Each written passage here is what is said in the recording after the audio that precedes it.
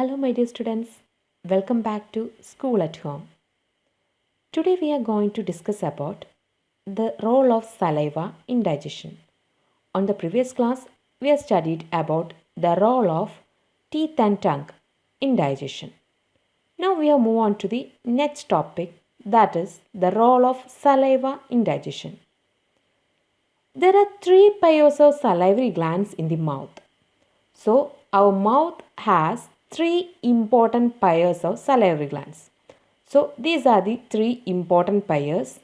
ഇവിടെ നിങ്ങൾക്ക് കാണാനില്ലേ ഇവിടെ ഒരു ഗ്ലാൻസ് ഉണ്ട്, ഇവിടെ ഒന്നുണ്ട്. അങ്ങനെ 3 important pairs of salivary glands ആണ് നമ്മുടെ മൗത്തിലുള്ളത്.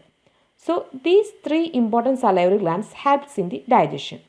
നമുക്ക് നോക്കാം എങ്ങനെയാണ് ദഹന വ്യവസ്ഥയിൽ ഈ സലൈവറി ഗ്ലാൻസ് ഹെൽപ്പ് ചെയ്യുന്നതെന്ന്. So what are the 3 important salivary glands? അതാണ് the mucus, the enzymes like salivary amylase and lysozyme. So these 3 are the important salivary glands: mucus, salivary amylase and lysozyme. Then they helps in digestion. First one is mucus. The mucus makes the food slimy so that it can be swallowed. നമ്മൾ കഴിക്കുന്ന ഭക്ഷണത്തെ slimy വഴുവഴുപ്പുള്ളതാക്കി വിഴുങ്ങാൻ പാകത്തിനാക്കുന്നത് ആരാണ്? Mucus ആണ്. So it is the first pair of salivary gland, that is mucus. Mucus helps the food become slimy and it can be easily to be swallowed. നമ്മൾ കഴിക്കാൻ പാകത്തിൽ വിഴുങ്ങാൻ പാകത്തിൽ ഫുഡിനെ നമ്മൾ കഴിക്കുന്ന ഭക്ഷണത്തെ വഴുവഴുപ്പുള്ളതാക്കുക എന്നതാണ് മ്യൂക്കസിൻ്റെ function. And the next salivary gland is lysozyme. The lysozyme helps to destroy the germs that enter the body through food. നമ്മൾ കഴിക്കുന്ന ഭക്ഷണം കഴിക്കുമ്പോൾ അതിൽ ചിലപ്പോൾ ചില ജേംസ് ഉണ്ടായിരിക്കാം, സൂക്ഷ്മാണുക്കൾ ഉണ്ടായിരിക്കാം. ആ സൂക്ഷ്മാണുക്കളെ നശിപ്പിക്കുക എന്നതാണ് അടുത്ത സലൈവറി ഗ്ലാൻഡ് ആയിട്ടുള്ള ലൈസോസൈമിൻ്റെ function. So the lysozyme helps to destroys the germ that enter the body through food. It is only to be an extent. ഒരു പരിധി വരെ മാത്രമേ നമുക്കിത് സംഭവിക്കുള്ളൂ. ഈ ലൈസോസൈം എന്ത് ചെയ്യുന്നുള്ളൂ? നമ്മൾ ഭക്ഷണം കഴിക്കുമ്പോൾ അതിലെന്തെങ്കിലും ജേംസ് ഉണ്ടെങ്കിൽ, സൂക്ഷ്മാണുക്കൾ ഉണ്ടെങ്കിൽ, അത് നമ്മുടെ ബോഡിക്ക് ഹാംഫുൾ ആണെങ്കിൽ അത് ഡിസ്ട്രോയ് ചെയ്യാൻ ആരെക്കൊണ്ട് പറ്റുള്ളൂ? ലൈസോസൈമിന്. മുഴുവനായിട്ട് പറ്റില്ല. It becomes to be an extent. അതൊരു പരിധി വരെ മാത്രമേ ലൈസോസൈമെ കൊണ്ട് സാധിക്കുകയുള്ളൂ. And next salivary gland salivary amylase. The salivary amylase partially convert starch to maltose and this maltose is a form of sugar. അതായത് നമ്മുടെ കഴിക്കുന്ന ഭക്ഷണത്തിൽ സ്റ്റാർച്ച് ആണെങ്കിൽ ആ സ്റ്റാർച്ചിനെ കൺവേർട്ട് ചെയ്ത് മാൾട്ടോസ് ആക്കി മാറ്റുന്നത് ആരാണ്? സലൈവറി അമിലേസ് ആണ്. അതായത് നമ്മൾ ചോറ് കഴിക്കുകയാണെങ്കിൽ, ചോറാണ് കഴിക്കുന്നതെങ്കിൽ അതൊരു സ്റ്റാർച്ചാണ് അല്ലേ? അല്ലെങ്കിൽ നമ്മൾ ലെഗ്യൂംസ് ആണ് കഴിക്കുന്നതെങ്കിൽ അതിലും എന്തുണ്ട്? സ്റ്റാർച്ച് ഉണ്ട്. ആ സ്റ്റാർച്ചിനെ മാൾട്ടോസ് ആക്കി മാറ്റുന്നത് ആരാണ്? സലൈവറി അമിലേസ് എന്ന് പറയുന്ന സലൈവറി ഗ്ലാൻഡ് ആണ്. So these are the 3 important pairs of salivary glands. One is mucus and the second one is salivary amylase and the third one is lysozyme.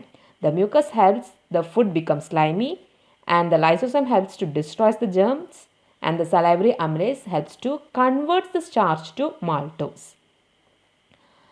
ഈ salivary അമിലേസിന് ഒരു example പറയാമെന്ന് വെച്ചാൽ, നമ്മൾ ചോറ് കഴിക്കുകയാണെങ്കിൽ അതായത് ഈ സ്റ്റാർച്ച് കണ്ടൻ്റ് ആയിട്ടുള്ള എന്ത് ഭക്ഷണം നമ്മൾ കഴിച്ചാലും വിത്തൗട്ട് എനി കറീസ്, നമ്മൾ ഭക്ഷണം ആ ഒരു ചോറ് മാത്രം, അല്ലാതെ കറികളൊന്നുമില്ലാതെ ചോറ് മാത്രം നമ്മൾ വായിലിട്ട് ചവച്ചരയ്ക്കുകയാണെങ്കിൽ അപ്പോൾ അത് വിഴുങ്ങുന്നതിന് മുന്നായിട്ട് നമ്മുടെ വായിൽ ഒരു മധുരം ഫീൽ ചെയ്യും, ഒരു മധുരം ഉണ്ടാവും. അതിന് കാരണം ഈ സലൈവറി അമിലേസ് ആണ്.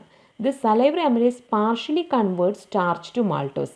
പാർഷ്യലി ആണ് കേട്ടോ, ഭാഗികമായി മാത്രമേ സ്റ്റാർച്ചിനെ മാൾട്ടോസ് എന്ന പഞ്ചസാരയാക്കി മാറ്റുന്നുള്ളൂ, മുഴുവനായിട്ടുമല്ല. So the salivary amylase converts the starch to maltose only for partially. And next we are move on to the food through esophagus. Next അതായത് ഡൈജസ്റ്റീവ് സിസ്റ്റത്തിൻ്റെ അനദർ പാർട്ടാണ് ഈസോഫാഗസ്. നമ്മളിപ്പോൾ മൗത്താണ് കംപ്ലീറ്റ് പഠിച്ചത്, ടീത്തും പറഞ്ഞു, ടങ്കും പറഞ്ഞു, ദെൻ ഇപ്പോൾ പറഞ്ഞ സലൈവയും കഴിഞ്ഞു. സോ ഫസ്റ്റ് പാർട്ടായിട്ടുള്ള ഡൈജസ്റ്റീവ് സിസ്റ്റത്തിലെ ഫസ്റ്റ് പാർട്ടായിട്ടുള്ള മൗത്ത് ഇവിടെ കംപ്ലീറ്റ് ആവുകയാണ്. നെക്സ്റ്റ് ഇനി ഫുഡ് എവിടേക്കാണ് പോകേണ്ടത്? ഈസോഫാഗസ്. നമ്മൾ ആ ഡൈജസ്റ്റീവ് സിസ്റ്റത്തിലെ ആ ഒരു ഹ്യൂമൻ ഡൈജസ്റ്റീവ് സിസ്റ്റത്തിൻ്റെ പിക്ചർ കാണിച്ചപ്പോൾ പറഞ്ഞിരുന്നു നെക്സ്റ്റ് എന്ന് പറയുന്നത് ഏതാണ്? ഈസോഫാഗസ് ആണ്. സോ ഇനി നമുക്ക് പോകേണ്ടത് ഫുഡ് എങ്ങനെയാണ് ഈസോഫാഗസിലൂടെ പോകുന്നത് നോക്കാം. The partially digested food enters the esophagus through the pharynx. You know that trachea also begins from pharynx. ഞാൻ ആ പിക്ചർ ഹ്യൂമൻ ഡൈജസ്റ്റീവ് സിസ്റ്റത്തിൻ്റെ പിക്ചറിൽ കാണിച്ചിരുന്നു ഫാരിൻസ് എന്ന് പറഞ്ഞ ഒരു പാർട്ടിനെ കുറിച്ച്. ആ പാർട്ട് ആ ഒരു പിക്ചറിൽ എന്ത് ചെയ്തിട്ടില്ല, ഡിനോട്ട് ചെയ്തിട്ടില്ല. പക്ഷെ ഞാൻ പറഞ്ഞിരുന്നു ഫാരൻസ് അവിടെ ഉണ്ടെന്ന്. ഞാൻ ആ പിക്ചറിൽ കാണിച്ചു തരാം എവിടെയാണ് ഫാരൻസ് ഉള്ളതെന്ന്. So this is the human digestive system. So this digestive system starts from mouth and then it is to oesophagus and then to stomach, then small intestine, large intestine and anus.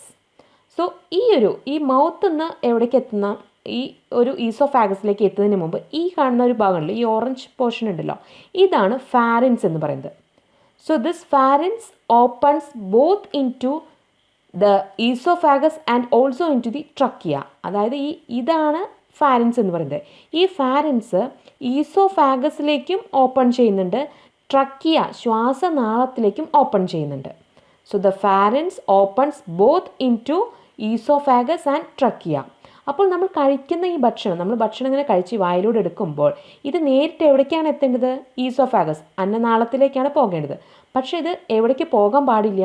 നമ്മൾ trachea ശ്വാസനാളത്തിലേക്ക് കടക്കാൻ പാടില്ലല്ലോ.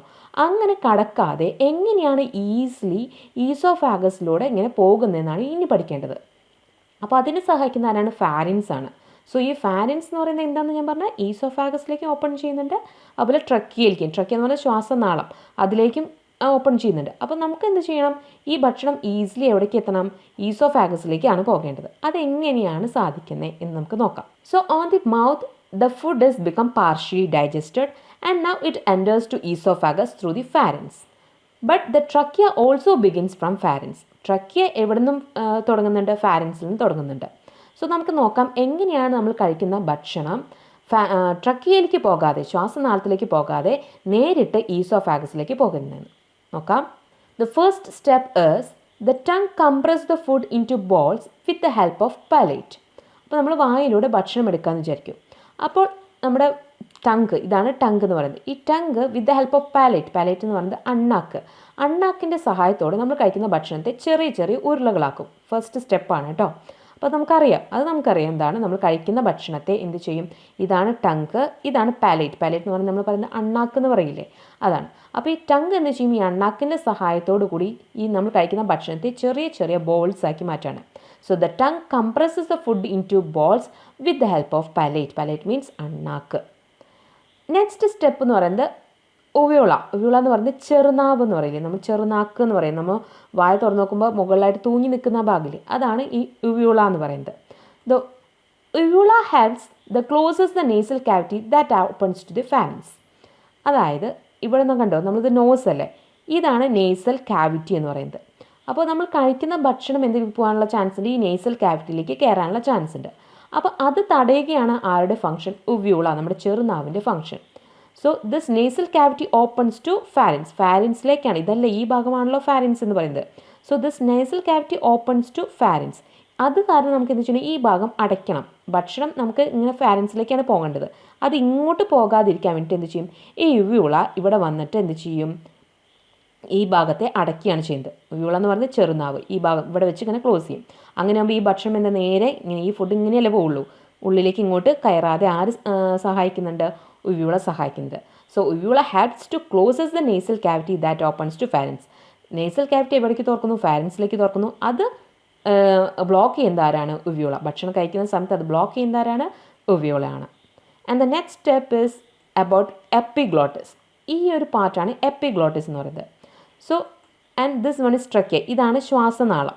അപ്പോൾ നമ്മൾ കഴിക്കുന്ന ഭക്ഷണം nasal കാവിറ്റിയിലേക്ക് പോകുന്നില്ല. ഇനി എവിടേക്കും പോകാൻ പാടില്ല? ട്രക്കിയയിലേക്കും പോകാൻ പാടില്ല. അങ്ങനെ ട്രക്കിയ എന്ന് പറയുന്നത് നമ്മുടെ ശ്വാസനാളാണ്, അവിടേക്ക് പോകാൻ പാടില്ലല്ലോ ഭക്ഷണം കഴിക്കുന്നത്. നമുക്ക് എങ്ങനെ തന്നെ പോകണം? ഈസോഫാഗസിലേക്ക് തന്നെയാണ് പോകേണ്ടത്. അപ്പോൾ ഈ ഭാഗത്തെയാണ് എപ്പിഗ്ലോട്ടിസ് എന്ന് പറയുന്നത്. അപ്പോൾ നമ്മൾ ഭക്ഷണം കഴിക്കുമ്പോൾ ഈ ട്രക്കിയ എന്ത് ചെയ്യും? റൈസ് ചെയ്യും, ഉയർന്നു നിൽക്കും. അങ്ങനെ വരുമ്പോൾ ഈ എപ്പിഗ്ലോട്ടിസ് ഇവിടെ വന്ന് അടയും. അപ്പോൾ നമ്മൾ കഴിക്കുന്ന ഭക്ഷണം എന്ത് ചെയ്യും? ഫുഡ് ഇങ്ങോട്ട് കിടക്കില്ല, ഈ എപ്പിഗ്ലോട്ടിസ് വന്നിട്ട് ഇവിടെ വന്ന് അടയുകയല്ലേ ചെയ്യുന്നത്. അപ്പോൾ എവിടേക്ക് കിടക്കില്ല? ഈ ട്രക്കിയയിലേക്ക് കിടക്കാതെ നേരെ ഇങ്ങോട്ട് തന്നെ പോകും, ഈസോഫാഗസിലേക്ക് തന്നെ പോവുകയാണ് ചെയ്യുന്നത്. So this epiglottis helps to trachea become rises up and it is closed by this part. ഈ ഭാഗം വെച്ച് ഈ എപ്പിഗ്ലോട്ടിസ് ആണ് എന്ത് ചെയ്യുന്നത്? ട്രക്കിയനെ ക്ലോസ് ചെയ്യുന്നത്. എന്ത് ചെയ്യാതിരിക്കാൻ നമ്മൾ കഴിക്കുന്ന ഭക്ഷണം ട്രക്കിയയിലേക്ക് പോകാതെ സംരക്ഷിക്കുന്നത്, ഹെൽപ്പ് ചെയ്യുന്നത് ആരാണ്? എപ്പിഗ്ലോട്ടിസ് ആണ്. അപ്പോൾ നേസൽ കാവിറ്റിയിലേക്ക് പോകാതെ നോക്കുന്നത് ആരാണ്? ഉവ്യൂളയാണ്. And the last step is With the help of a posterior part of the tongue that allows food to move over the epiglottis into the esophagus. അതായത് ഇതാണ് നാവിൻ്റെ പിൻഭാഗം. പോസ്റ്റീരിയർ പാർട്ട് എന്ന് പറയുന്നത് നാവിൻ്റെ പിൻഭാഗമാണ്. ഈ നാവിൻ്റെ പിൻഭാഗം എന്ന് വെച്ചാൽ ഈ ഭക്ഷണത്തെ എന്തിൻ്റെ മുകളിലൂടെ, എപ്പിഗ്ലോട്ടിസിൻ്റെ മുകളിലൂടെ എവിടേക്ക് എത്തിക്കുകയാണ്? Easily move on to the oesophagus. ഈസോഫാഗസിലേക്ക്, അന്നനാളത്തിലേക്ക് നേരെ പോകും ഈ എപ്പിഗ്ലോട്ടിസിൻ്റെ മുകളിലൂടെ. കാരണം എപ്പിഗ്ലോട്ടിസ് പിന്നെ അടച്ചു വെച്ചിരിക്കുകയാണല്ലോ. അപ്പോൾ പിന്നെ എന്തായാലും ഇതിലേക്ക് പോകാനുള്ള ഒരു ചാൻസും ഇല്ല. നേരെ എവിടേക്ക് പോകും? ഈസോഫാഗസിലേക്ക് പോകും. സോ ഇത്രയാണ് ഈ എങ്ങനെയാണ് ഭക്ഷണം ട്രക്കിയയിലേക്ക് പോകുക, നമ്മൾ കഴിക്കുന്ന ഫുഡ് ട്രക്കിയയിലേക്ക് പോകാതെ നേരിട്ട് ഈസോഫാഗസിലേക്ക് പോകുന്നതെന്ന് പറയുന്നത്. Okay, clear? And next is about peristalsis. What you mean by a peristalsis? Peristalsis is a type of wave-like movement of the walls of esophagus. ഈസോഫാഗസിലുണ്ടാകുന്ന, അന്നനാളത്തിലുണ്ടാകുന്ന ഒരു വേവ് ലൈക്ക്, ഒരു തരംഗ രൂപത്തിലുള്ള ചലനത്തെയാണ് പെരിസ്റ്റാൾസിസ് എന്ന് പറയുന്നത്. This peristalsis helps to move the food into stomach from oesophagus. ഈസോഫാഗസിൽ നിന്ന് സ്റ്റൊമക്കിലേക്ക് ഈ ഫുഡ് ഇങ്ങനെ പാസ് ചെയ്യാനായിട്ട് കാരണമാരാണ്? പെരിസ്റ്റാൾസിസ് ആണ്. So peristalsis is a wave-like movement that is present in the esophagus which helps to move the food into stomach. ഭക്ഷണം സ്റ്റൊമക്കിലേക്ക് എത്താനായിട്ട് സഹായിക്കുന്ന ഒരു വേവ് ലൈക്ക് മൂവ്മെൻ്റ് ആണ് എവിടെ കാണുന്ന? ഈസോഫാഗസിൽ കാണുന്ന വേവ് ലൈക്ക് മൂവ്മെൻറ്റിന് പറയുന്ന പേരാണ് peristalsis. And on the next step, the food inside the stomach. So third പാർട്ടാണ്, ഡൈജസ്റ്റീവ് സിസ്റ്റത്തിൽ തേർഡ് പാർട്ടായിട്ടുള്ള സ്റ്റൊമക്കിനെ കുറിച്ചാണ് ഇനി പറയാൻ പോകുന്നത്. സോ ഫസ്റ്റ് സ്റ്റെപ്പ് കഴിഞ്ഞു. ആൻഡ് ദ സെക്കൻഡ് സ്റ്റെപ്പ് എന്ന് പറയുന്നത് ഈസോഫാഗസിലായിരുന്നു, അതിൽ വേവ് ലൈക്ക് മൂവ്മെൻറ്റോട് കൂടി അത് കഴിഞ്ഞു. ആൻഡ് നെക്സ്റ്റ് എന്ന് പറയുന്നത് സ്റ്റൊമക്കിൽ എന്താണ് ഫുഡിൻ്റെ റോൾ, ഫുഡ് എന്താണ് സ്റ്റൊമക്കിൽ വെച്ച് ഉണ്ടാവുന്നത് എന്നാണ് നമുക്ക് നോക്കേണ്ടത്. The slightly digested food in the mouth reaches the stomach where further digestion take place. അതായത് ഇപ്പോൾ പാർഷ്യലി ഡൈജസ്റ്റഡ് ഫുഡാണ് എവിടേക്ക് എത്തുന്നത്? സ്റ്റൊമക്കിലേക്ക് എത്തുന്നത്. ദെൻ ഇവിടെയാണ് ഫർദർ ഡൈജഷനൊക്കെ നടക്കുന്നത്. ഇനിയുള്ള ഡൈജഷനൊക്കെ നടക്കുന്നത് എവിടെ വെച്ചിട്ടാണ്? സ്റ്റൊമക്കിലേക്ക് വെച്ചിടണം. അപ്പോൾ പെരിസ്റ്റാൾസിസിൻ്റെ ഹെൽപ്പോട് കൂടി ഈസോഫാഗസിൽ നിന്ന് എവിടേക്ക് എത്തി? ഈ സ്റ്റൊമക്കിലേക്കാണ് ഇപ്പോൾ ഭക്ഷണം എത്തുന്നത്. And as A result of the peristalsis in the stomach the food become more and more paste in form. നമ്മൾ കഴിക്കുന്ന ഭക്ഷണം പെരിസ്റ്റാൾസിസ് വഴിയാണ് എവിടേക്ക് എത്തുന്നത്?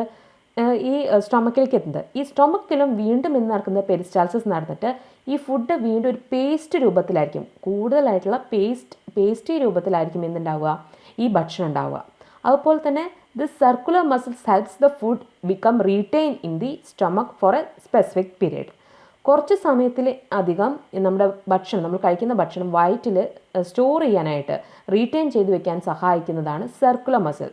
So these are the specialized muscles that is present in the stomach, that is circular muscle, which helps to retain the food for a specific period of time. കുറച്ച് സമയം നമ്മുടെ കഴിക്കുന്ന ഭക്ഷണം നമ്മുടെ വയറ്റിൽ തന്നെ കുറച്ച് നേരം ഇരിക്കാനായിട്ട് സഹായിക്കുന്ന മസിൽസാണ്, സ്റ്റൊമക്കിൽ കാണുന്ന മസിൽസാണ് സർക്കുലർ മസിൽസ് എന്ന് പറയുന്നത്. അപ്പോൾ ഈസോഫാഗസിലും സ്റ്റൊമക്കിലും നടക്കുന്ന പ്രോസസ്സാണ് പെരിസ്റ്റാൾസിസ് എന്ന് പറയുന്നത്. It is a wave like movement. And some important gastric juices that is secreted by the glands in the stomach will also play a important role in the process of digestion. നമ്മൾ ഈ കഴിക്കുന്ന ഈ ഡൈജഷനിൽ, ഈ ദഹനത്തിൽ important റോളായിട്ടുള്ള കുറച്ച് gastric juices ഉണ്ട്. ഈ സ്റ്റൊമക്കിൽ കാണുന്ന കുറച്ച് ഗ്യാസ്ട്രിക് ജ്യൂസസും എന്തിനു സഹായിക്കുന്നുണ്ട്? ഡൈജഷന് സഹായിക്കുന്നുണ്ട്. സോ ഇനി എന്താണ് അവയുടെ റോള്? ഈ ഡൈജഷനിൽ ഗ്യാസ്ട്രിക് ജ്യൂസ് അതെവിടെ കാണുന്നത്? സ്റ്റൊമക്കിൽ കാണുന്നത്. ഈ സ്റ്റൊമക്കിൽ കാണുന്ന ഗ്യാസ്ട്രിക് ജ്യൂസിന് എന്തൊക്കെ ഫങ്ഷൻസ് ആണുള്ളതെന്ന് നോക്കാം. So there are 4 important type of gastric juices which are very important role in a digestion. So നമുക്ക് നോക്കാം അത് ഏതൊക്കെയാണ്. First gastric juice is pepsin enzyme. This pepsin enzyme helps to convert protein to peptone partially. നമ്മൾ കഴിക്കുന്ന ഭക്ഷണത്തിൽ protein content ആയിട്ടുള്ള food ഉണ്ടെങ്കിൽ ആ പ്രോട്ടീനെ പെപ്റ്റോൺ ആക്കി, പാർഷ്യലി ആണ് കേട്ടോ, ഭാഗികമായി പെപ്റ്റോൺ ആക്കുന്നത് ആരാണ്?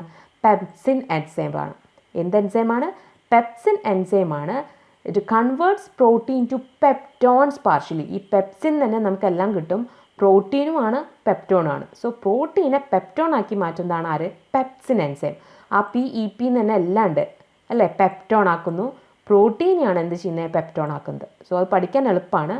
The gastric juice, 4 gastric juice ആണ്. അതിൽ ഫസ്റ്റ് വൺ ആണ് pepsin enzyme. Pepsin enzyme helps to converts the protein to peptone partially. And next gastric juice is gastric lipase enzyme. This gastric lipase enzyme helps to digest fat partially. നമ്മൾ കഴിക്കുന്ന ഭക്ഷണത്തിൽ fatty content ആയിട്ടുള്ള ഭക്ഷണമുണ്ടെങ്കിൽ അതിനെ digest ചെയ്യാൻ, ദഹിപ്പിക്കാൻ, അതും partially തന്നെയാണ് ദഹിപ്പിക്കുന്നത് ആരാണ്? ദിസ് ഗാസ്ട്രിക് ലിപ്പേസ് എൻസൈമാണ്. നിങ്ങളിനി കുറേ പഠിക്കുന്ന സമയത്ത് നോക്കിക്കോളൂ, ഈ ലിപ്പേസ് എന്ന് പറഞ്ഞാൽ എവിടെയെങ്കിലുമൊക്കെ കണക്ട് ചെയ്തിട്ടുണ്ടെങ്കിൽ അത് ആരായിട്ട് ബന്ധപ്പെട്ടുള്ളതാണ്? ഫാറ്റായിട്ടാണ്. അപ്പോൾ ലിപ്പേസ് എന്ന് പറഞ്ഞിട്ട് എവിടെയെങ്കിലുമൊക്കെ പറയുന്നുണ്ടെങ്കിൽ അത് ആരുമായിട്ട് കണക്ട് ചെയ്തിട്ടുള്ള വേർഡാണ്? ഫാറ്റായിട്ടാണ് കേട്ടോ. So this gastric lipase enzyme helps to digest fat partially. And next one is hydrochloric acid. So this is the important one. അതായത് നമ്മുടെ വയറ്റിൽ, നമ്മുടെ സ്റ്റൊമക്കിൽ എന്തുണ്ട്? ഹൈഡ്രോക്ലോറിക് ആസിഡ് ഉണ്ടെന്നാണ് പറയുന്നത്. This hydrochloric acid destroys the germs in the food and regulates pH suitable for the digestion in stomach. നമ്മൾ കഴിക്കുന്ന ഭക്ഷണത്തിൽ ജേംസ് ഉണ്ടെങ്കിൽ അതിനെ ഡിസ്ട്രോയ് ചെയ്ത് നശിപ്പിച്ച് കളയുക എന്നതാണ് എന്തിൻ്റെ ഫംഗ്ഷൻ? ഹൈഡ്രോക്ലോറിക് ആസിഡിൻ്റെ ഫംഗ്ഷൻ. അതുമാത്രമല്ല, it also regulates pH suitable for the digestion in stomach. നമ്മുടെ ഭക്ഷണത്തിൽ, നമ്മുടെ വയറ്റിൽ ഉണ്ടാകുന്ന ഭക്ഷണത്തിലുള്ള pHനെ റെഗുലേറ്റ് ചെയ്യുക എന്ന് പറയുന്നത് ആരുടെ ഫംഗ്ഷനാണ്? ഹൈഡ്രോക്ലോറിക് ആസിഡിൻ്റെ ഫംഗ്ഷനാണ്. അപ്പോൾ ഇപ്പോൾ നമുക്ക് നോക്കാം, ഈ ഒരു ഹൈഡ്രോക്ലോറിക് ആസിഡ് എന്ന് പറയുന്നത് ഗാസ്ട്രിക് ജ്യൂസ് ആണല്ലോ. അതിൻ്റെ ഫംഗ്ഷൻ എന്താണ്? ഡിസ്ട്രോയ്സ് ജേംസ് ഇൻ ദ ഫുഡാണ്. അപ്പം നമ്മൾ സലൈവറി ഗ്ലാൻഡിലെ ലൈസോസൈം പഠിച്ചിരുന്നു. അതിൻ്റെ ഫംഗ്ഷനും എന്ത് തന്നെയാണ്? ഇങ്ങനെയുള്ള ജേംസിനെ, ഫുഡ് സ്വാലോ ചെയ്യുമ്പോൾ ഉണ്ടാകുന്ന ആ ജേംസിനെ എന്ത് ചെയ്യുക? ഡിസ്ട്രോയ് ചെയ്യാൻ തന്നെയാണ് ആരുടെ ഫംഗ്ഷനും? സലൈവറി ഗ്ലാൻഡിലുള്ള ലൈസോസൈമിൻ്റെ ഫംഗ്ഷനും. ഇതെന്ന് പറയുന്നത് ഗാസ്ട്രിക് ജ്യൂസാണ് കേട്ടോ. ഹൈഡ്രോക്ലോറിക് ആസിഡ് എന്ന് പറഞ്ഞാൽ ഗാസ്ട്രിക് ജ്യൂസാണ്. അത് സ്റ്റൊമക്കിലാണ്. മറ്റേ നമ്മൾ വായിലായിരുന്നു, മൗത്തിലായിരുന്നു കണ്ടിട്ടുണ്ടായിരുന്നത്. ഇത് ഹൈഡ്രോക്ലോറിക് ആസിഡ് ഗാസ്ട്രിക് ജ്യൂസാണ്. ഇതിൻ്റെ ഫംഗ്ഷനും എന്ത് തന്നെയാണ്? Destroys germs in the food. രണ്ടും തമ്മിൽ തെറ്റരുത്. And the last type of gastric juice is mucus. This mucus protects the stomach wall from the actions of digestive juice. നമ്മൾ കഴിക്കുന്ന ഒരു പദാർത്ഥങ്ങൾ, നമ്മൾ കഴിക്കുന്ന ഭക്ഷണത്തിൽ ഡൈജസ്റ്റീവ് ആയിട്ടുള്ള ജ്യൂസസ് ഉണ്ടെങ്കിൽ അത് സ്റ്റൊമക്ക് വാളിനെ എത്ര അധികം ബാധിക്കും? ആ ഒരു പ്രശ്നത്തെ പ്രൊട്ടക്റ്റ് ചെയ്യുക, സംരക്ഷിക്കുക എന്നതാണ് മ്യൂക്കസിൻ്റെ ഫംഗ്ഷൻ. അതായത് ഇത് സ്റ്റൊമക്ക് വാൾ, നമ്മുടെ ആമാശയ ഭിത്തിയെ സംരക്ഷിക്കുന്നു. എത്ര മാത്രമേ ഉള്ളൂ മ്യൂക്കസിൻ്റെ function. Okay, so these are the 4 important type of gastric juices and its functions. And next is about acid factory of the body. നമ്മുടെ ശരീരത്തിലെ ആസിഡ് ഫാക്ടറി ഏതാണ്? അതാണ് നമ്മുടെ ഹൈഡ്രോക്ലോറിക് ആസിഡ്. നമ്മളിപ്പോൾ പറഞ്ഞില്ലേ. So the hydrochloric acid is the acid factory of the body. That is A type of gastric juice. നമുക്കറിയാം ഈ hydrochloric acid എന്ന് പറഞ്ഞാൽ വളരെ ഹാംഫുൾ ആണ് അല്ലേ? And this acid can dissolve even metals also. ഒരു മെറ്റൽ എന്ന് പറഞ്ഞാൽ ലോഹങ്ങൾ വരെ ദ്രവിപ്പിക്കാനുള്ള ഒരു കഴിവ് എന്തിനുണ്ട്? ഈ ഹൈഡ്രോക്ലോറിക് ആസിഡിനുണ്ട്. But it is also present in our stomach അല്ലേ? നമ്മുടെ വയറ്റിലും എന്തുണ്ട്? ഈ ഹൈഡ്രോക്ലോറിക് ആസിഡ് ഉണ്ട്. അപ്പോൾ എങ്ങനെയാണ് നമ്മുടെ ഈ സ്റ്റൊമക്ക് വാളിനൊന്നും ഒരു പ്രശ്നമില്ലാതെ ഇരിക്കുന്നത്? ഈ ഹൈഡ്രോക്ലോറിക് ആസിഡ് ആണല്ലോ നമ്മുടെ വയറ്റിലുള്ളത്. അപ്പോൾ ഈ ലോഹങ്ങളെ പോലെ മെറ്റൽസിന് വരെ ദ്രവിപ്പിക്കാൻ കഴിയുന്ന ഒരു ഹൈഡ്രോക്ലോറിക് ആസിഡാണ് നമ്മുടെ വയറ്റിലുള്ളത്. അപ്പോൾ എങ്ങനെയാണ് നമ്മുടെ ആമാശയം, നമ്മുടെ വയറിനെ അത് സംരക്ഷിക്കുന്നത് എന്നാണ് നമുക്ക് നോക്കേണ്ടത്. So, the special cells present in the epithelial tissues secrete mucus and bicarbonate which protects the stomach wall. So, stomach wallനെ, ഈ ഹൈഡ്രോക്ലോറിക് ആസിഡ് നമ്മുടെ സ്റ്റൊമക്കിലുള്ളപ്പോൾ ഈ സ്റ്റൊമക്ക് വാളിനെ പ്രൊട്ടക്റ്റ് ചെയ്യുന്നത് ആരൊക്കെയാണ്? മ്യൂക്കസും ബൈകാർബണേറ്റും ആണ്. ഏതൊക്കെയാണ്? Mucus and bicarbonate protects the stomach wall. അതിൽ നമ്മൾ ആദ്യത്തെ ആ ഒരു ഗാസ്ട്രിക് ജ്യൂസ് പറഞ്ഞപ്പോൾ തന്നെ പറഞ്ഞിട്ടുണ്ടായിരുന്നു, മ്യൂക്കസിൻ്റെ ഫംഗ്ഷൻ തന്നെ എന്താണ്? It protects the stomach wall for the actions of digestive juices എന്നായിരുന്നു നമ്മളതിൻ്റെ ഫംഗ്ഷൻ പറഞ്ഞിരുന്നത്. സോ അത് തന്നെയാണ് ഇവിടെയും. ഇനി എന്താണ് ബൈകാർബണേറ്റ് ചെയ്യണമെന്ന് നമുക്ക് നോക്കാം. This bicarbonate is a type of alkaline that is neutralises the acid. അതായത് നമ്മുടെ വയറ്റിലുള്ളത് എന്താണ്? ഹൈഡ്രോക്ലോറിക് ആസിഡ് ആണ്. ബൈകാർബണേറ്റ് എന്താണ്? അതൊരു ആൽക്കലിയാണ്. സോ ഈ ആൽക്കലിയും ആസിഡും കൂടി ചേർന്ന് അത് ന്യൂട്രലൈസ് ആയി പോകും, അതായത് നിർവീര്യമാവും. അപ്പോൾ അത് ഒന്നും ഒരു ഹാംഫുൾ അല്ല, നമ്മുടെ വയറ്റിൽ എന്തുണ്ടാവില്ല? ഒരു ഹാംഫുൾനെസ് ഉണ്ടാവില്ല.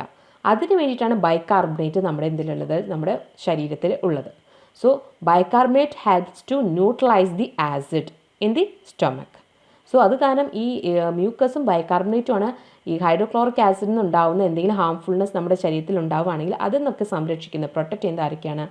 ഈ മ്യൂക്കസും ബൈകാർബണേറ്റും ആണ്. But in some persons, the production of acid becomes excessive and the security system fails. Acidity can become a health issue. If acidity persists, it becomes gastric ulcers. അതായത് ചില ആൾക്കാരിൽ ഈ ആസിഡിൻ്റെ, ഈ ബൈകാർബണേറ്റ് കൊണ്ടുവന്നൊന്നും കാര്യം ഉണ്ടാവില്ല. അപ്പോൾ അതിൽ വലിയ പരാജയം സംഭവിക്കും. കാരണം ഈ ആസിഡിറ്റി നമ്മുടെ സ്റ്റൊമക്കിൽ വളരെയധികം കൂടും. അങ്ങനെയുള്ളവർക്ക് ഉണ്ടാകുന്ന പ്രോബ്ലമാണ് ഗ്യാസ്ട്രിക് അൾസർ എന്ന് പറയുന്നത്. അത് വളരെ വലിയൊരു ഹെൽത്ത് ഇഷ്യൂ ആണ്. അപ്പോൾ ഈ ഒരു ബൈകാർബണേറ്റും മ്യൂക്കസിൻ്റെ ഒക്കെ ആ ഒരു ഫംഗ്ഷൻ നടക്കാതെ വരുമ്പോഴാണ് നമ്മുടെ വയറ്റിൽ എന്തുണ്ടാവുന്നത്? ആസിഡിറ്റി കൂടുന്നത്. സോ ഇത്രയാണ് ഇന്നത്തെ ക്ലാസ്സിൽ പറയാനുള്ളത്. നിങ്ങൾക്ക് ഇന്നത്തെ വീഡിയോ ഇഷ്ടമായെന്ന് വിചാരിക്കുന്നു. നിങ്ങൾ ആദ്യമായിട്ടാണ് ഈ വീഡിയോ കാണുന്നതെങ്കിൽ പ്ലീസ് സബ്സ്ക്രൈബ് മൈ ചാനൽ